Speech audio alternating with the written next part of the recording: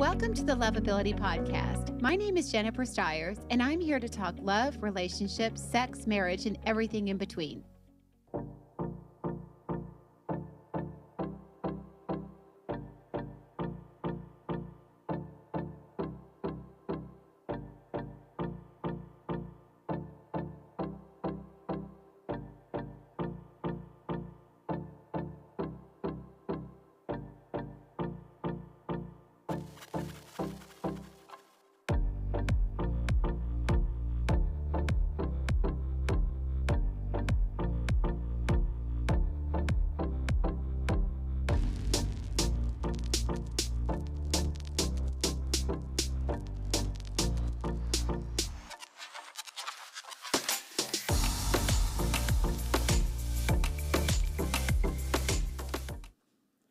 Hello, everyone. Happy Friday. Welcome to the Lovability Show. I'm your host, Jennifer Stiers. You better know who I am if you're here, right? Oops, my phone's not off. Sorry about that. Good timing, whoever you were. I am here today. It is Mental Health Awareness Month, and I am here today with my good friend, Michael Molthan, M2 The Rock. Many of you know him. He's been on my show many times. He has his own show, He's not an addiction specialist. I'm going to let him tell you what he does, but he is an addiction specialist. He's been through it. He's lived through it. He's living it every day, and he's got a lot to share. He's all heart and soul, so you guys are going to love him. He's going to probably come at some of this stuff a little different than you're used to, but you're going to love him. So welcome, Michael. Thanks for being here. Thank you, Jennifer. That was actually me texting you. It was? Just to let you know we're going live. No, I wasn't texting you. What an honor to be on the show again, and I really appreciate you. And people need to know we're very close friends, and you've helped me a lot through a lot of things, and you're the real deal. So what an honor to talk about stuff. Well, yeah, you know what? I've known you for several years, and I've appreciated your work. As a matter of fact, before the show started today, Ziggy, our producer, thanked Michael, too, for some of the things that Michael's taught, because some of your principles have changed his life. Yeah, that's cool. And there's nothing better than having, seeing and knowing the impact you make on people based on just your story and what you've been through and the way that you serve now because of that. So yeah, it's awesome. In order to keep it, we got to give it away. Yeah. So it goes for all of us. And it's good to see Ziggy again, and what a great studio. Yeah, it is wonderful. Well, you know what? It was perfect timing, too, because we wanted to do a show together, and it's Mental Health Awareness Month. Yeah. And there's so many things to talk about with mental health. I mean, we are... after COVID, everything really came to a peak. I mean, depression, suicide, there were so many things that people were and are still dealing with. And so I hope that today, as we talk about the subject of addiction, which was on the rise during COVID tremendously, and some of the other illnesses that people have, like depression, I really want to handle it with love, and I want to make sure that there isn't a stigma attached, because at the end of the day, mental illness has probably touched every one of our lives. I was married to a man, my late husband, who had a mental illness, and I lived through that and have many stories about that, but and a lot of people don't know that, but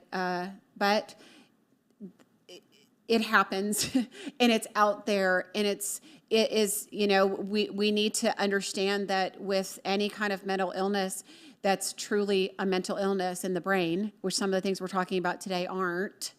But if it's something in the brain that you can change that through medication.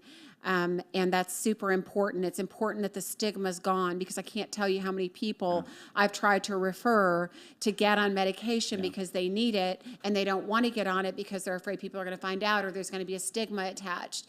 And if there's a chemical imbalance in your brain, you don't have a choice. Yeah. You don't have a choice. So. Well, mental health, what I always do on my platform is be completely transparent and vulnerable. Mm-hmm. And, I share my personal experiences to try to help others. Right. And as you know, in February, I just had a meltdown. I'm still clean and sober, which is great, but I've been fighting, mental illness for a long time, and it's for a man. I can only speak for men.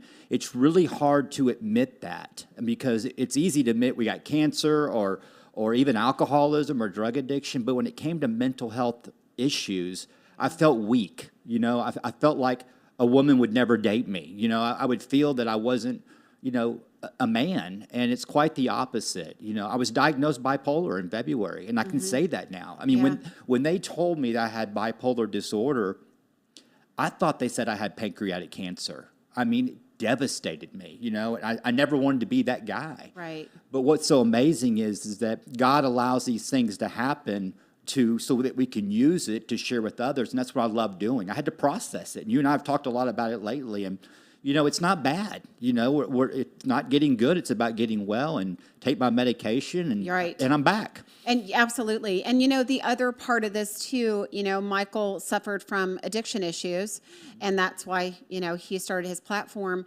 But so many people that do have mental illness, they self-medicate. That's how they get through life. And so you will find that very often people that do abuse substances, sometimes there is mental illness beneath that. Absolutely. And that's the difficult part of people getting on medication, is that they feel so different. But it's a whole other deal. So let's talk. So we have Greg and Elton, Ron. Thank you for being here. Angie, Jenna, Cindy, Mary.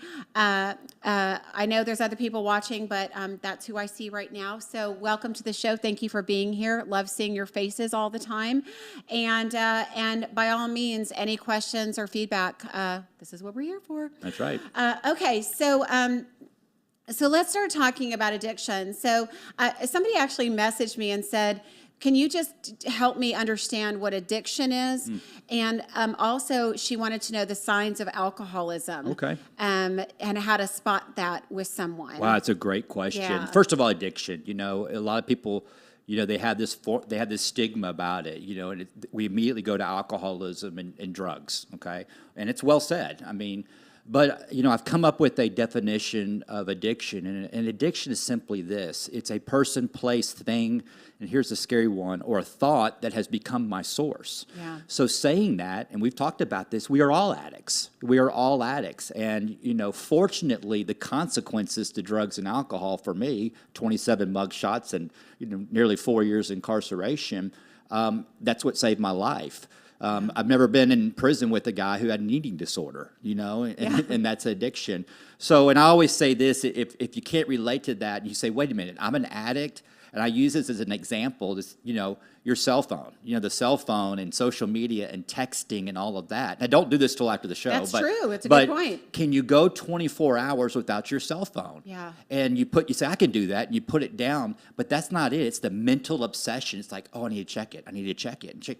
And right there, that gives, everyone that's listening and watching, True. Wow, Yes. I am addicted to my cell phone. Yeah. And so, there's shopping addiction, there's gambling, there's sex, which we'll talk about that later today. Cat. And there's your cat. We talked about that yesterday. And there's people. I'm making a joke, everybody. And people Joking. being addicted to people. Yes. And being addicted to service work. A lot of people will stay busy and serve so they don't have to look at themselves. It's 100% the truth. Yeah. Yes. So there's addiction. Yeah. I mean, and at really, I mean, part of addiction and drama is just exactly that, is looking at the fact that a lot of people that are addicts that constantly draw in addicts or chaotic relationships, toxic relationships. They are also trying to what is the word? Just They create chaos. distraction. Yeah, they create chaos to fill that black hole. Yes, a distraction from their own issues. They don't have to, if they can fix somebody else or do something for somebody else. Right. Yeah. It's interesting, as a counselor, you have to face this at some point in your life, because we fix people. Right. And at some point in your life, you have to realize that you can't fix people. They can only fix themselves. Right. Number one, which, you get that. But everybody has to get real with themselves, you Right. know? I mean, everybody has to have that time, place, whether it's through a program, Right. because they're out of control with Right. something, or because some of you may not be an addict, but you're doing everything not to face your own issues and do the work on your own. And, you know, that's when love evades us and good relationships, healthy relationships evade us. A lot of times it's because we haven't stopped to do the work ourselves. As Right. crazy as that sounds, I keep saying it and saying it. That is one of the things is distracting from your own well-being. Everybody just distracts differently. Right. Right. Well, you nailed it. You said the key word, honesty. You know, and in the 12-step program, the first step, the spiritual principle behind it is honesty. We admit that we are powerless over blank, you know, alcohol, drugs, him, her, that our life has become unmanageable. Right. And the way that I did that is that it's when I talk to people and they reach out to me, they call me, you know, and I ask this question: why do you drink? Why do you do drugs? Well, it's because of my wife. And I always say there is a right answer. So you give me your answer, and they say, well, it's because of my wife. Wrong answer. Well, it's because of my job. Wrong answer. It's because of anxiety. Wrong answer. Wrong answer. Wrong answer. And they finally just get frustrated, and they say, I don't know. Right answer. That is the first step to true honesty, and that's what I did in front of the judge. I just said, I don't know why I drink and do drugs. I need help. I'm willing to go to any length to do it. And change is hard, and it's uncomfortable, because if I try to do it my way, I'm going to go to prison. I like my freedom, Jennifer. Yeah, So, but that's the key thing is I don't know why I'm psycho calling someone. I don't know why I keep texting this person. I don't know why I keep getting in the same relationships. I don't know why I eat so much. So as you're here, let's roll into some of the other addictions that we were going to talk about today, because you just hit on them, which is love addiction and sex addiction. Yeah. Because it is exactly that too. You people that, number one, you can't be alone. Mm-hmm. You can't not be in contact with somebody. Why am I texting them all this? Why can I not live without them? Why can I not live without a partner? Right. All of that too. I mean, you might be a love addict.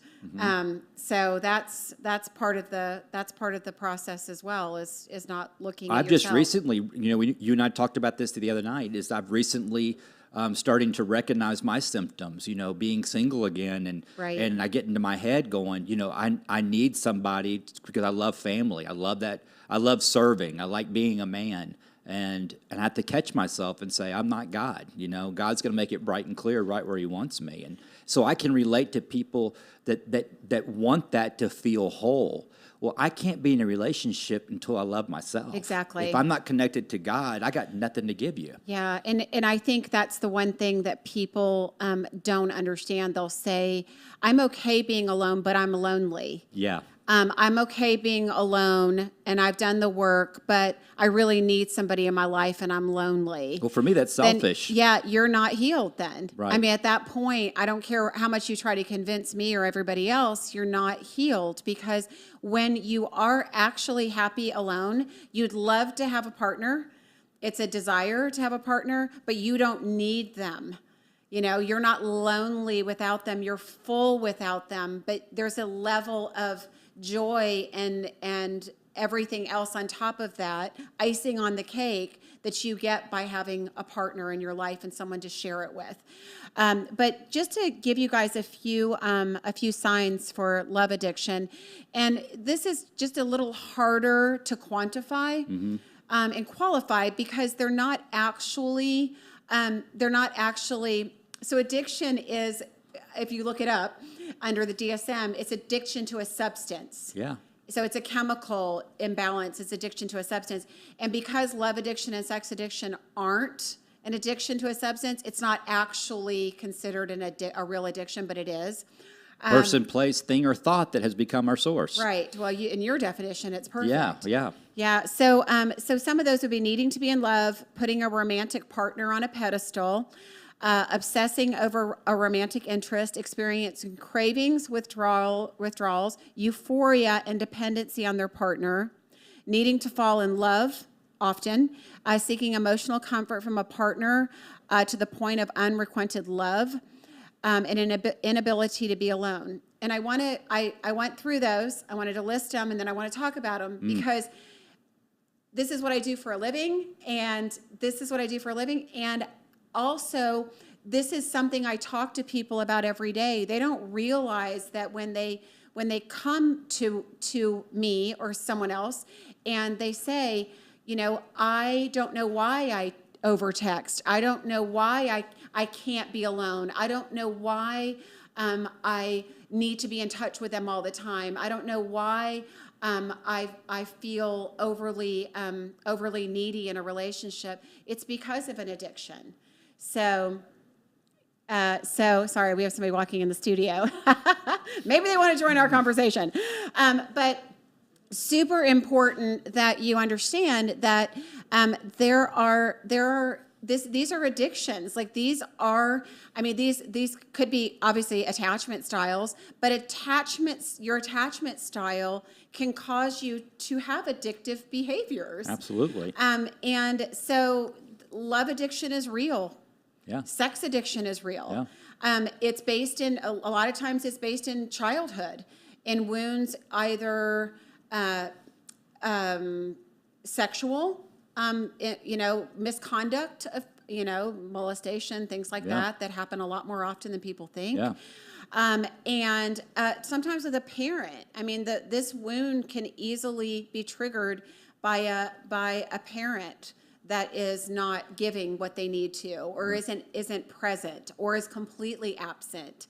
I find this a lot of love addicts in my practice because they had absent fathers or mothers. Let me ask you this. What is the solution to love addiction? I mean, once this person recognizes that they're a love addict and they come to you, I'm coming to you, like, I talked to you last night and I said, hey, I need solutions to why am I feeling this way? So Right. what's solutions to love addiction?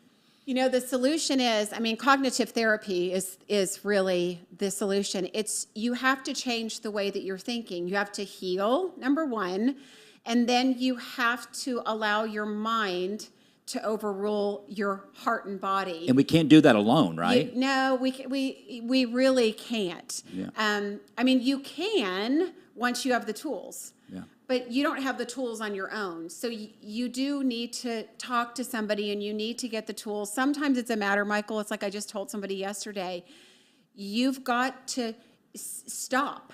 You've got to, when you feel the urge to text or call Right. or do whatever that thing is that you do because you're obsessing. Right.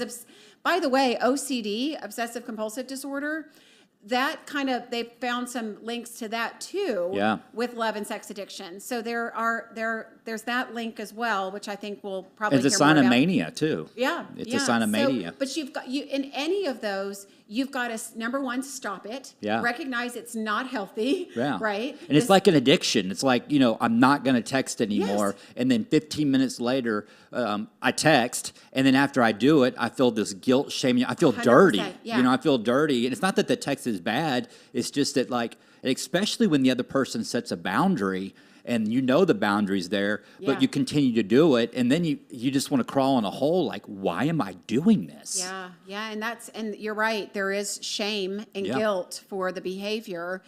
And they will tell you that they can't stop. I didn't know I did it. I couldn't stop myself. Right. So it's compulsive. But at the end of the day, when whatever the behavior is, whether it's drinking, and I can't really say drinking because that's chemical, but any type of behavior, something that you're doing or saying, the intervention sometimes has to be your own mind. Yeah. Sometimes the intervention has to say, this doesn't work for me. I don't know why I'm doing this. Yeah, Help this me. is not healthy. This doesn't Yeah. work for me. I'm not going to do it. This may be this person that texts needs to put her phone away. She makes a rule that she's not allowed to text Right. somebody unless they've texted her first. Right. Right. So it's just things like that where sometimes you have to create a new belief system. Heal first, because there's healing that needs to be done. You have to understand where it's coming from. Right. Without understanding about it, you can't just change the behavior without an understanding of why you're changing it. If you don't know what the wound is and why you're doing it, and then it's almost like you're extending grace and compassion to yourself, which you've had to do. Right. You know, we're all only human. Right. If we have a chemical imbalance or we have a mental imbalance, it's a matter of recognizing it, extending grace, saying, okay, this has had control over me. Right. And if you can, right, and which everybody can, it's also about changing that behavior, you know, and sometimes that means intervention, like, you know, with AA, you've got a support system. Yeah, and that's something good if I could jump in here. Yeah. It's, you know, it's a we program. You know, I have an incredible mentor who's like a father to me. And I talk to him probably 4 or 5 times a day. And I run everything by him. And I didn't used to do that. So, you know, before I want to send an email, an aggressive email or an aggressive text, or if I want to make a decision, I call him first. And the first thing he says is, what's your motives? Right. What's your motives in this? And that's where I get honest. And it may look like a really good idea. And I said, you got me. You know, my motive is I want what I want. And it's a selfish motive. And thank God I've got a program that I work and a God of my understanding that I have tools today. Because when I was sick and in active addiction, I was the king at shooting before aiming. Right. You know, and I just, and then it's all over with. It felt horrible, so I would drink and do more drugs to make it go away. And it didn't go away. Yeah, it made it worse. I wonder sometimes with addicts how far do the repercussions have to go? How far does the punishment and the consequence of your actions have to go before you're willing to accept that you have a problem? And I think that's the denial, such a tough. Oh, it was delusional. We become delusional. I always say this when I speak, you know, I drank alcohol and I did drugs because I wanted to feel like everybody around me looked. And that's why I did that. And at the end of the road, I was drinking alcohol and doing drugs because I wanted to feel good about the bad decisions I was making. I wanted to feel good about the people that I was hurting, and I didn't mean to hurt them, you know? And so, and what happens is you have a low bottom drunk or drug addict, you know, and you have a high bottom. And high bottoms are the ones that they catch it in time. You know, they still got all their stuff, and they make the decision to get clean. I'm a low bottom drunk where I literally was homeless, you know, and incarcerated. But that's what it took for me. And I'm grateful for that today because now I get to use my experience to help other people, especially men, you know. And that's my big passion is our crisis today is the missing man. And I don't want to go off on a bunny trail on a new topic, and we can talk about that later. But that's our crisis today is the missing man. It's time for men to take back the dinner table. Yeah, and you know, that really, I don't want to get started on that particular topic only because it is another show in itself because there's so many aspects to I'm just teasing you, so you have to invite me back. Yeah, right. But yeah, so Jeff had asked about codependency, yes, codependency also, I mean, that also is rooted in OCD too, a little bit. But codependency plays into this as well with alcoholism and with people who attract them as well. Right. And also with a narcissist. With narcissism, that's another. I can't wait to talk about that because you're teaching me so much about that. Well, it's a crazy subject, and we will get there. Jim says, do you feel that addiction is almost always a product of something going on within ourselves? Jim, it depends on the addiction. It could be chemical, and then it is something going on, but it's chemical. And I agree with you on that. The chemical is that, you know, if I were to drink today, I'm a social drinker for about 8 minutes, all right? And then, but once the alcohol hits my body, the phenomenon of craving occurs, and I can't stop.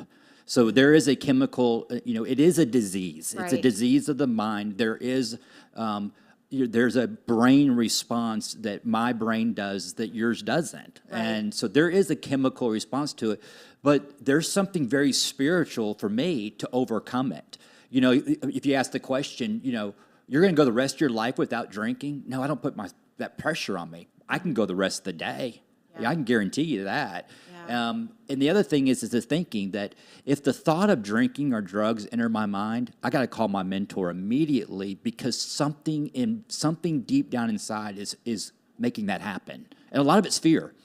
And, I'm glad you brought that up because I think with anybody, whatever it is, whatever your challenge is, we have to remember that we're only human. And people think, I know one of my clients said to me yesterday, like, how are you so strong? I'm not always.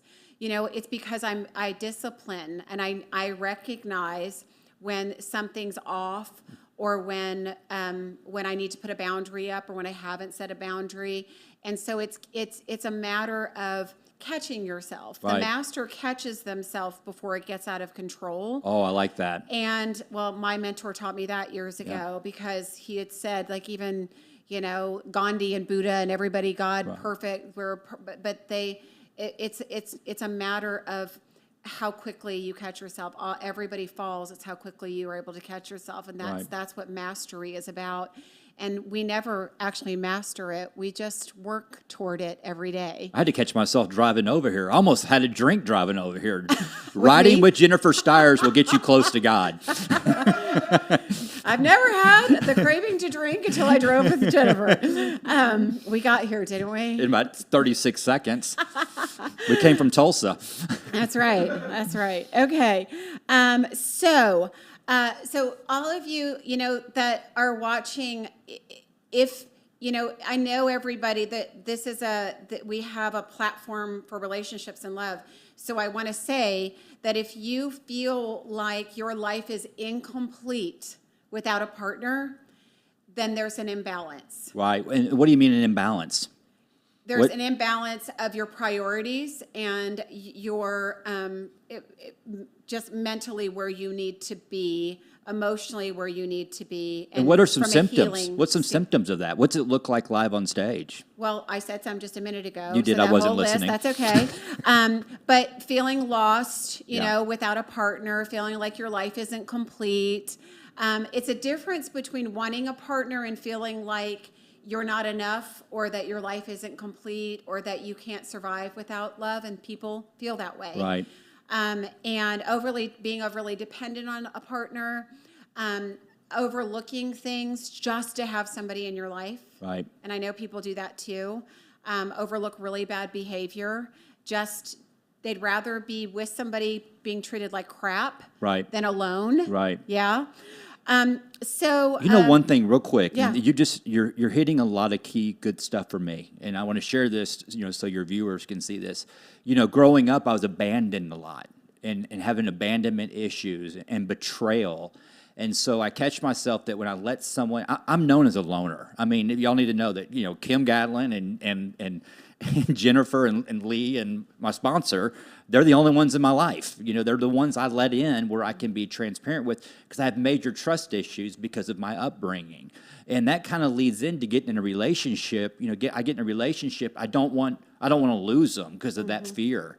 Does that make sense? Mm-hmm. So that's kind of the, and I know God's got me on a season right now, once again, because when I was incarcerated and when I was released, man, I just loved who I was. I mean, I still love who I am, but I mean, I was at peace. Right. And I'm searching for that peace again today. I have moments of it, but I get in that moment of reflecting on the past and that morbid reflection, and man, it gets that stomach churning again. Yeah, everything spurs some other conversation with me, and I do want to talk about this at another point, probably with you, where we talk about people's needs in a relationship and how we go about getting those met, right? And the healthy ways and the unhealthy ways that we do that. I know what it was.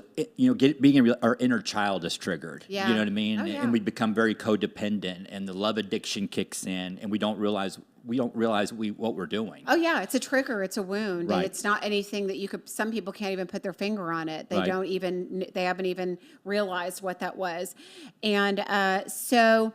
Jeff says it's awful to be involved with a narcissist. There's no reasonable reaction from them. No one is perfect. We're all a work in progress. Correct. Hey, Jerry Ann. Hey, Denise. Hello, Lars. Welcome. Glad you guys all could join us today.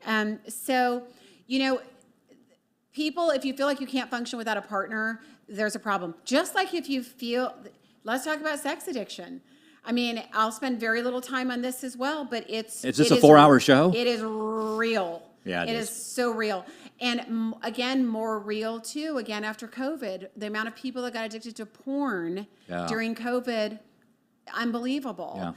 Yeah. So it's there, and there's so much available. The internet now, there's so much available.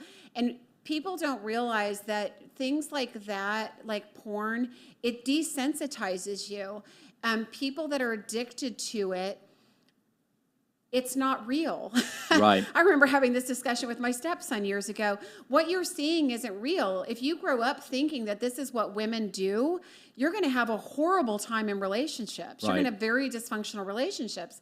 It's not real. It's not, and it will keep you from being able to be intimate with a person that you're attracted to and want to be with. Right. Because there's a level of God, what's the word I'm looking for? Stimulation. Right. That you'll never reach with a real partner that you get from porn addiction and sex addiction. So it's really important, anyone that may be dealing with that you unplug.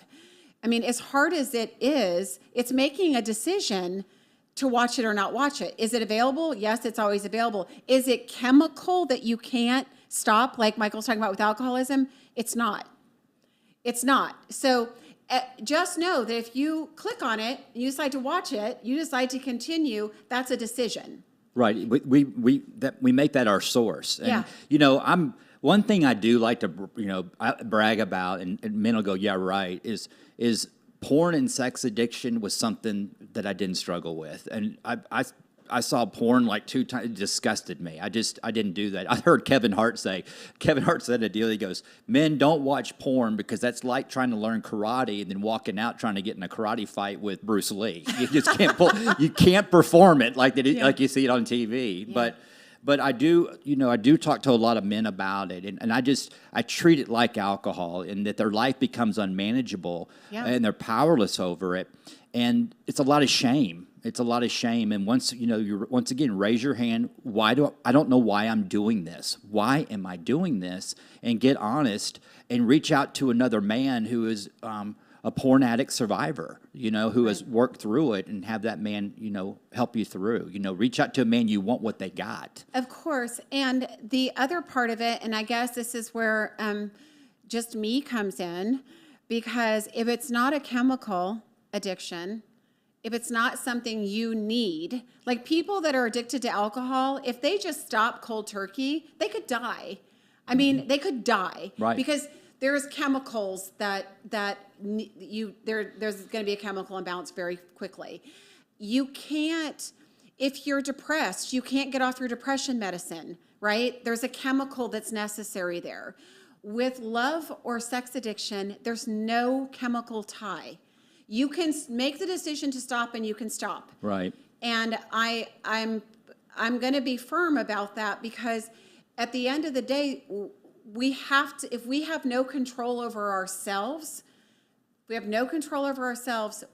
can't function in life. We become unmanageable, as you would say. Right?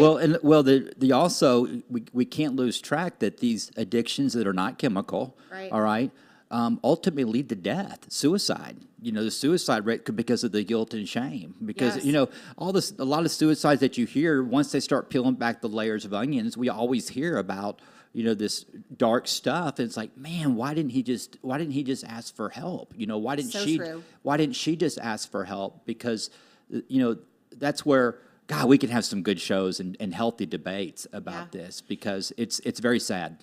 Jeff has said, but sex is a chemical addiction. Your body puts out chemicals in the brain just like cocaine. Yeah, I was going to talk about that, the dopamine. Yeah, you are correct, but there's other things that you can get a dopamine rise on besides porn or sex. So I get it.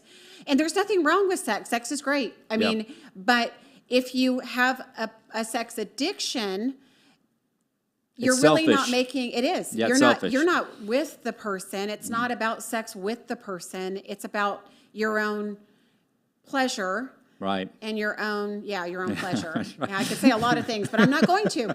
But it's your own pleasure, and or keep it clean as clean as possible. But yes, there is, and I'm going to tell you something. Doing laundry, Jeff. For a woman, doing laundry and cleaning the house and cooking and multitasking, guess what? That's also a chemical release. That releases oxytocin. Right. But I'm not gonna go do that. I mean, there's a million things. So you don't have sex while you're doing laundry? That'd be double release. Yeah, that's right up there with the airplane in the bathroom Right, sex. right. I don't know. I mean, how do you can't even move in there? I wouldn't know, Jennifer. But that's right. It's a good point about, that's why I was doing the things I was doing. I couldn't tell you at the time. I mean, hey, I need some cocaine so I can release my dopamine. I mean, I never made that announcement, but that's, what we're trying to search for is that dopamine level. Again, though, Michael, it's different with somebody that actually has, like, you didn't know at the time that you were bipolar. Right. But when you're bipolar, you need things to go to sleep and you need things to get up. That's so perfect. It is a self-medicating cycle. That's so perfect. And so, yes, you actually, your body may have needed that. That's a good point because, and I had to self-medicate because opiates, when I was on opiates, I would go up. Yeah. All right. Cocaine leveled me out. Yeah. And then I would drink alcohol and it would stimulate me. It wouldn't chill me out. So that's what I was doing, was self-medicating. But when our body is making enough dopamine and other natural chemicals, Jeff, we don't need to use sex or porn to release those chemicals. There are healthier choices, and that's a choice. Well, and that's where therapy comes in. Sure, I mean, absolutely. I highly recommend that. Jasmine says, and this is for you, Michael, do you have any tips to figure out if someone is an alcoholic? I've dated someone who drank behind my back and hid it. That's an alcoholic. Mm-hmm. I mean, did he hide eating Cheerios in the morning behind your back? I mean, so alcoholics are very, they're very open by saying, and they think they're throwing a fast one against us. I'm only going to drink on the weekend, alcoholic. I'm going to drink beer, not liquor, alcoholic. I only drink when I'm out with my friends. I don't drink by myself. I've never announced that I'm only going to drink Dr. Pepper on the weekend. I don't think about it. I'm not powerless over it. I don't go to prison for drinking Dr. Pepper. So that's a red flag. If someone, it's funny because people will come up to me that know what I do, and they'll walk up to me just hammered, and they'll go, I love what you're doing. I love your message, and I only drink on the weekends. I'm not an alcoholic. When someone says they're not an alcoholic, there might be a problem. Right. Now, how do you approach that? For the lady who said that, the way you approach it is have a person in recovery, talk. Send them to my show. Let them watch it by themselves, and a seed will be planted, because you can't address the alcoholic and say, you have a problem. Based on my experience, my walls would go up because all I heard was this: you're a bad person. Right. No, of course. And Jasmine says, how do you figure it out? So she wants to know how to figure out if they're an alcoholic. Well, there might be some signs of codependency right there, and that's where Jennifer, and that's very common. Jasmine, there's a fellowship called Al-Anon, that's very good. There's Jennifer Steyer's, and the therapist can help you, because what happens is that Jasmine needs to start taking care of herself. She's trying to fix the alcoholic, with these questions. Very normal. Only the alcoholic can change. And that's very hard when you love someone, that you see, you want to get involved in it. I'm telling you, it doesn't work. If that worked, I'd have got sober a long time ago with my wife and my mom and 100%. My dad. And you know what? It's a choice, Jasmine, too, because if you think somebody is, and whether they admit it or not, if it's not working in your life, then you've got a decision to make. It doesn't matter what decision they make. It doesn't matter whether they admit it or not, and we don't need to figure it out for them. If we think they are, then they probably are. But regardless, you need to make decisions for you. And if it doesn't work for you, then you need to make a different decision. Yeah, Jasmine. I think that's what Michael's saying. Jasmine, message me on M to the Rock, and I'll send you some links that can help you out. Okay, so let's get into, because we're into the show. I want to make sure we touch already, on it, because there's a lot of people wondering about We have about 20 minutes left about narcissism. So Yes. let's talk about narcissism.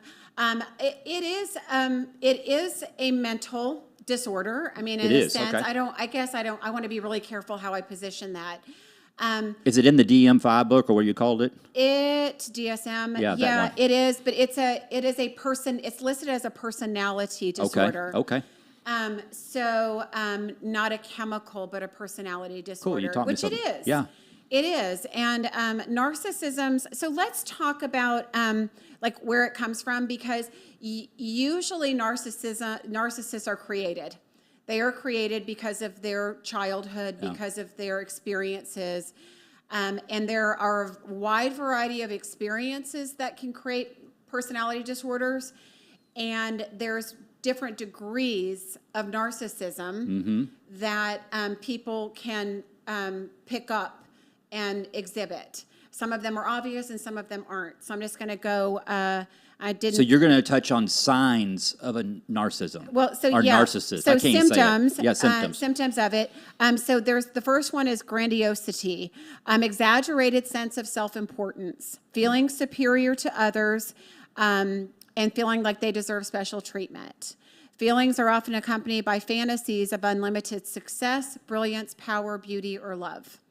So the people that are overly obsessed with having a platform, or you need attention, social media, you see it a lot of times with media people. Yeah. Because where it's all about them. Yeah, where they need eyes on them. They need the attention. But anybody that needs that kind of attention, but that also that the fantasies of being a famous singer or a famous writer or a famous person in television, any of these type of things as grandiose type behavior, that's a big sign. Right. They also idolize other people in positions like that. Right. So they're your name droppers. Right. They're the people that feel like they have to be associated with, people that have a name or a reputation so that they can use them. Right. To climb their own ladder. I drop your name a lot. You do. I'm sorry. Do people run? An excessive need for admiration. So must be center of attention. Monopolizes conversations. Feel slighted, mistreated, depleted, or enraged when they're ignored. This is one of my hot buttons with people, Wow, this is good. But when you meet those people and it's all about them. Yeah. It's all about them, and it doesn't matter what's going on with anybody else. It's always when the attention goes off of them onto someone else or someone else's plight, they'll find a way to bring it back to make it about them, because it has to be about them. Wow. It has to be about their stuff. Yeah, I know. We've all been here. Right. There's not probably one person that's watching that hasn't been touched by the life of a narcissist. And by the way, for many of you that are in or have been in narcissistic relationships, you also need to look at who is the narcissist in your world. Yeah. So if you're attracting narcissists, you have to look at, and it's hard. It's a hard thing to look at your mom and dad and go, oh my gosh. was one of my parents a narcissist? Yeah. It might surprise you. So I'm not going to go through all that, but you may want to look that up, because children of narcissists tend to attract narcissists. I've just seen it. So, and then Denise says, be careful of the covert narcissist. You don't even see it. I didn't realize I was with a covert until a month after I left, when I realized I blocked all ties with them. Yeah. We talked about that the other night. We did. Yeah. We did. Gosh, there's so much to talk about. We could have our own show on this. Let me ask you this real quick. So if a narcissist is, let's just say they're watching, okay? They may not know they're a narcissist, but what if somebody says, you know what? I just heard what you said, and that's me. That's me. Can they get help? I mean, can they be changed? I mean, can they say I was once a narcissist and now the narcissist watching is going to go, oh my God, I know somebody like that. I mean, if you ask yourself, I see my hair like flying. If you ask yourself if you're a narcissist, then you're not. I feel sorry for them. If you question yourself, they don't question them. They don't even go. And if you call them a narcissist, they'll get super defensive. Yeah, they'll call you one. Yeah. You know? That's called gaslighting. Yeah. Yeah. But seriously, my heart goes out to the narcissist. Is there hope for them? Can they change? I mean, with God, anything can happen. But, I mean, can this person change and be on your show one day and he comes in here and sits down and says, listen, I was a narcissist and I'm in recovery from that. And this is, I mean, do you hear those stories? No. No. No. Wow. No, and I have a friend, a girlfriend of mine who's a therapist, and she will say that narcissists can change. She will say it, but she's the only person I've ever heard that has said that. Wow. I don't like labels, so I'll be the first to say, I think narcissism, the term is overused. I think there's lots of people that exhibit narcissistic behavior. I mean, we all have aspects of it. Does it make you a narcissist? No.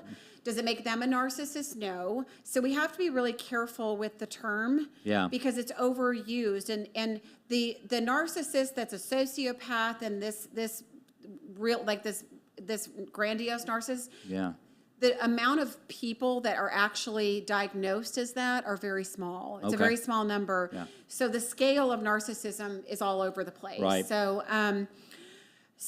God, this is good stuff. Let's go through, try to quickly. They have superficial and exploitative relationships. They're based on surface attributes and not the unique qualities of others. The people are only valued only to the extent which they're viewed as beneficial. So they use people. They may, these are also people that want to make sure that whoever they're with looks good, and is a accurate, representation of them and how they think they should be or who they think they should be with. And they use people. They plow through people. To get to where they want to go. Yeah. Yeah. Yes. Also, lack of empathy, and we've all heard about this, but lack of empathy. The inability to even understand where someone else is coming from. Right. That whole idea of walking in someone else's shoes, when you go, put yourself in my shoes. Say that to a narcissist because they can't. Wow. They can't. And if you say that, you'll usually get gaslighted. They'll turn it back because they're not willing to walk in your shoes for a second. Wow. So it's not something that they're even capable of doing. They're not willing to put them. They'll say, walk in my shoes. This is where you're coming from. Here's where I'm coming from. Everybody that's been you don't know what you're talking about. Been with a narcissist knows. Jamie says, run if you can. Jamie knows. They'll come after you. And he says, I don't think a narcissist can change. Yes. Can I share something that you said the other day? I want you to touch on this. You said that a lot of times empathetic people attract a narcissistic person. And narcissistic people, am I saying this right? Narcissistic? Yes. And narcissistic people gravitate towards empathetic people. Man, that's powerful. Well, touch on that. Well, it's because of the fact that the narcissist wants to be able to control. And the only way they're going to be able to control is if they're with someone who can be controlled. Yes. Who is either overly empathetic, overly understanding, overly giving, overly sensitive. And there's that fine line, which is why everybody needs to be healthy. If you've been with a narcissist, get yourself healthy because there's certain boundaries you need to put up. When somebody tests your boundaries, if it's a narcissist and they see that they're testing your boundaries and you're failing, they're in. Wow. Because they know they can use their powers to do what they need to do. And there's lots of ways in which they can wreck your life. They isolate you. They can be very jealous. They're off doing whatever they're doing, but you're not allowed to do it. Right. They isolate, they abuse, they control, but they find people they can do that with. Yeah. And the empathetic person thinks they're going crazy. Oh, yeah. Yeah. Yeah. Yeah. Well, and here's why. And this is what I always tell you guys, and those of you that have coached with me know. you can't understand what they're doing. You can't wrap your head around it because you're not a narcissist. Yes. And that's the hardest thing, because people always go, well, help me understand. Why did they do that? Or help me understand why, they would treat me this way, or if they loved me, why they would do this. Because I can't. That's the brain of a narcissist. And I can't explain it because I'm not one. Man, I'm getting an hour of free counseling. Yeah, this is so beautiful. It is so important that you understand that you going into self-analysis for 5 years after your relationship with a narcissist is not going to help, because you'll never understand why they did what they did. You'll never understand why they didn't love you the way you wanted to be loved. You'll never understand why you were treated or betrayed or abused. You'll never understand why they did what they did. I feel sorry for them. Why do I feel sorry for them? Because I'm you're empathetic. empathetic. Oh, okay. Here we are. Here I just showed my cards. Yeah, it's... Because that's my gift. I love to serve and help people, and it saddens me. Yeah, the thing is that, and I can say this as a counselor, I can't help anybody that can't admit they need help. Right. If somebody sits in front of me and says, "Well, I don't need your help. I'm fine." I'm nothing. I'm not going to waste my breath. Right. Why did you call me and set up an appointment? Right. But it's the same thing with a narcissist. You can't help them, but you wanting to is why you attract them. Wow. Because when you stop thinking you can fix somebody else, or you can heal somebody else, or you can make somebody's journey better, or you've had this hard life, I can empathize with you and make it better and be better and show you something different. Just stop, because that's all your own stuff and your own lies and your own, inability to be healed. God, that was beautiful. Are we having a moment right now? You want to go out? Yeah. Okay. All right. So Jamie says, my narcissistic ex turned everything around as if they were the victim. Yes. They create stories. It was scary. Jamie, it is amazing. I hear this all the time. Narcissists will make things up, and then they think it happened. So they make stuff up. It's the most bizarre thing, but anybody that's ever been with one, you'll say, well, you just said this. And they'll go, I never said that. That's so true. Right? I mean, and there's a difference between, there's gaslighting where they'll do it, intentionally, where, they'll turn it around on you. But this is different. This is like, they will tell you a story. Well, you know what? Mary said that you were hitting on her, and you go, well, why would Mary say that? I wasn't even there. Yeah, I wasn't even there. And then you confront Mary or whatever about it, and then you go back to the narcissist and they go, I never said that. Yeah, I was in Hawaii. I never said that you were hitting on her.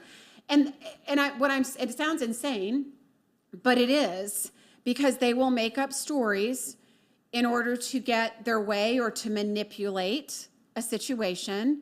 And then maybe they don't remember. Again, I don't know. But regardless, then they'll tell you, no, you're crazy. I never said that. I never said that. Everybody knows, right? This has been the greatest Jeff's show. Here, Jamie's here. These are two people that have been in narcissistic relationships. You'll never understand their motives because you don't have that thought process. That's right, Jeff. So how do we heal from it?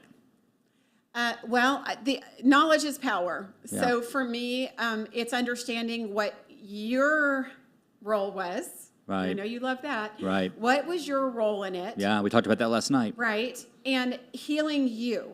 Yeah. Because number one, when you heal you and you understand what your role was, codependency, needing to fix whatever the wound is for you, you fix that, then you are knowledgeable about what a narcissist is, who they are, what their behaviors are, and which I haven't finished going through, but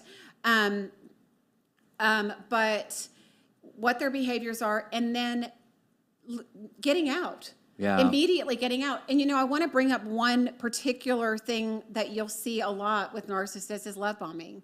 If it feels too good to be true, if somebody's coming on too strong, they're saying all the right things, they're doing all the right things from the beginning, They seem too perfect. You're probably getting love bombed. Gotcha. So everybody, there's a difference between a natural connection where you feel a connection with somebody and it's healthy, and you feel understood, you feel like you have commonalities. There's just a connection versus feeling like somebody's known you their whole life. Right. Right? And feeling like they understand you and they get me. That is a wound. Yeah. That's a wound. And so everybody that has dealt with narcissists, you need to heal your stuff so you don't go in with a gaping wound. With help. Yeah. With help. Yeah. Of course. I've been on thousands of shows. This has been the greatest show I've ever been on. I've learned so love you. much. That's just because you love me. I do. We're dating now. We're dating now. So Jeff says, oh, he loves me too. Okay, good. I love you too. I love all of you. Okay, vulnerability. One of the things I want to just say before we get off the narcissistic thing, because you can look up the traits of a narcissist, and I should have gone through them, but I didn't go through all of the traits. You did pretty good. But one of the psychological things that you have to look at when you're with a narcissist is their inability to actually really connect and be in a relationship with somebody. That's the important point, is they will go only so far. And everybody knows that's been in a relationship with them, you're only going to get them so far. And when they feel vulnerable, when they feel vulnerable, that's when their cycles start. That's when they lie. That's when they betray. That's when they cheat. That's when their behavior goes off.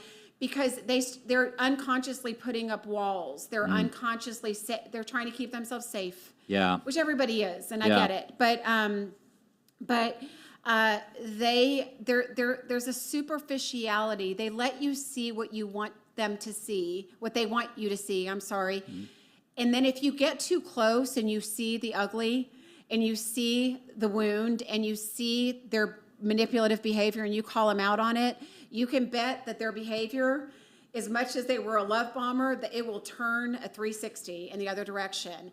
They will try to ruin you if they can, to discredit you so that you don't discredit them. It's a very dangerous relationship to be in. So that's why knowledge is power.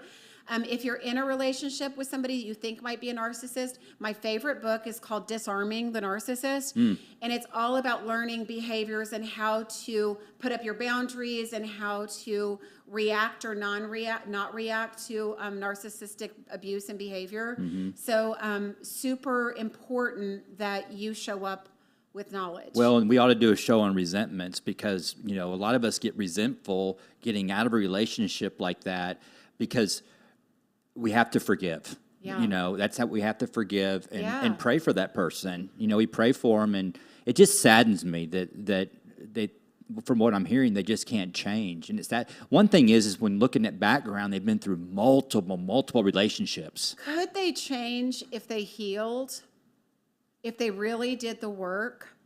Maybe. Yeah. I mean, if they really did the work from their childhood and really got into the wounds. And that makes sense. Inner child. But it's programming. So you got to think how this cycle works is that, let's just say with certain types of narcissists, they may have an overly doting parent. So their entire life, their mother or their father has been telling them how great they are and they're wonderful and this and that.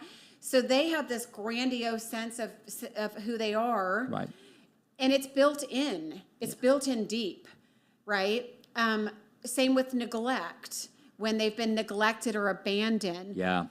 All of their belief system. And that makes sense to me, Yeah. putting that shield up to be protective, because the common denominator, what I've heard, is horrible abuse, horrible upbringing. Yeah. So, all they got is themselves protecting and not letting anybody in. It's learned behaviors. Yeah. It's beliefs to get them through and to survive, to get them to where they've gotten. And it takes a lot of cognitive therapy and work to change your belief system. And that takes a level of stepping outside of yourself in admitting that you have a problem. And that becomes very, very frustrating for the empathetic partner. You know, it's kind of like, this is easy. Yeah, this is easy. And it's tough. Well, so Jamie says, I must say that I have no resentment. I want her to do well, and I'm grateful to be free. Praise God. Yeah, that's great. I mean, that's your sweetheart, Jamie. You have to meet him. Just Well, lovely and so people who are struggling, women who are struggling with trying to recover from a narcissist, partner, Jamie's a good person to reach out to. You are. I'm a big believer women work with women and men work with men in the public. I mean, Yeah. you're gifted that you can talk to both of them. Do you recognize a narcissistic person that comes to you, and how do you handle that? That's episode 42 on the Love Jen Show. I do. It's not that I haven't been victim myself to narcissistic type men at times. I was able to recognize it and stop. But I do recognize the behavior immediately, and it could not be more of a turnoff for me. So I'll move in the other direction quickly. Yeah, I get it. So yeah, and we've known many as friends. We've known many, and I exit stage left pretty quick. Yeah. So, but once and a lot of us learn through pain. Once you know. And you start to recognize, then you have to make choices that are healthy for you. And Right. it's always up to you to step out and know why you stepped in. Right. Okay, so you know what? Time flew. It's a whole hour. What a great show. Yeah. So again, I think narcissism fits in because it is an addiction. Sometimes if you're not healed, and you're codependent and you're not healed, you will be addicted to, in a sense, and attracted to the narcissistic behavior. So we've got to do the work, people. And if you do need help, whether it be depression, whether it be alcoholism, drug abuse, porn addiction, sex addiction, love addiction, there are plenty of sources. I will tell you, Michael, I love him. He's got one of the most grassroots programs and resources for helping you with addiction, with alcohol and drug addiction. You can follow him he's M2 The Rock. I think I have him tagged on the post. So M2 The Rock. There you go. And he puts posts up and does videos. And if anybody that wants to learn more, even with all these cycles with narcissism and everything, he talks about all of it, and it all is pertinent, and it all relates to each other. And then love addiction, porn addiction, sex addiction, all of these, there are resources. There are groups. If you need group support, there are groups for all of this. I can look up and post, but there are groups for all of this. Thank you so much. Thank you, and thank you all for being here. And time's up. Here we go. All right, I'll see you guys again in 2 weeks. So have a great weekend. Thanks for being here. This is Jennifer. Thanks for listening today, and please subscribe to the podcast. Each show, we're going to have new topics and information. If you'd like to find out more about coaching or matchmaking, please go to my website at lovejen.com, or you can find me on my Facebook page, my personal page at Jennifer Stiers.